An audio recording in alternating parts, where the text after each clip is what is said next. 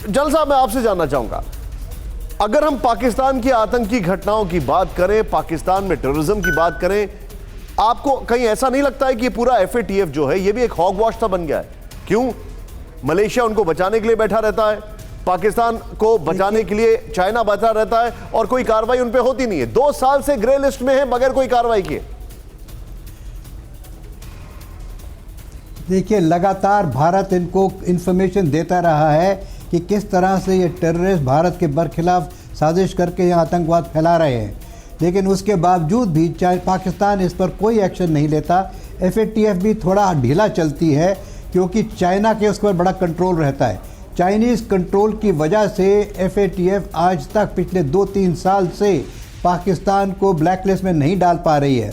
हालांकि United Nation Security Council के सारे और मेंबर्स जो हैं वो पाकिस्तान को चाहते हैं कि ब्लैक लिस्ट में जाए और उसकी सारी जितनी टेरर फंडिंग हो रही है वो बंद हो।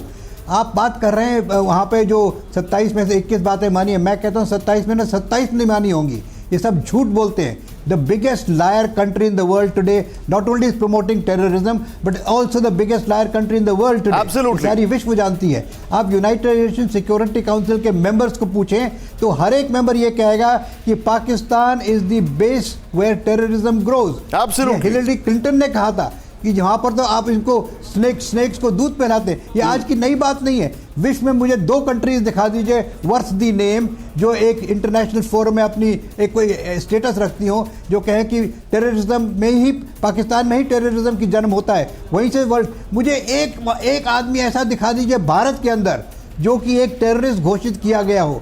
मैं समझता हूँ कि एक जो हादसा हुआ था उसमें भी सारे प्रूफ निकल चुके हैं कि RSS में कोई हाथ नहीं था।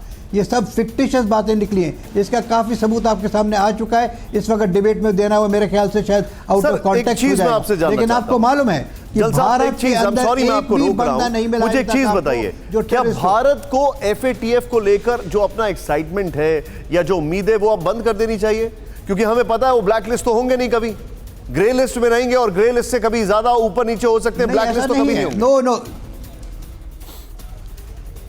देखिए ये एक हद तक ठीक भी हो सकता है, लेकिन मैं ये कहूंगा कंटिन्यूअसली कि we have to keep the pressure on the world community, we have to keep the pressure in the United Nations and we have to keep the pressure in the FATF।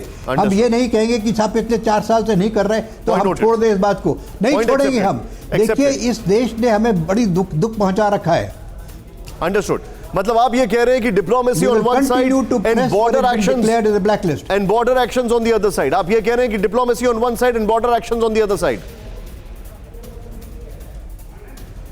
देखिए, diplomacy एक तरफ है और जो हमें बातें करनी है वो एक तरफ हैं। ओके। और अगर आपको मालूम होगा शायद ये कि अगर इस किस्म की हरकतें चलती रहीं तो भारत सरकार, भारत सेना इनके बरखिलाफ जो पहले 1-2-3 दफा कर चुकी है वो दोबारा करने की काबिलियत रखती है।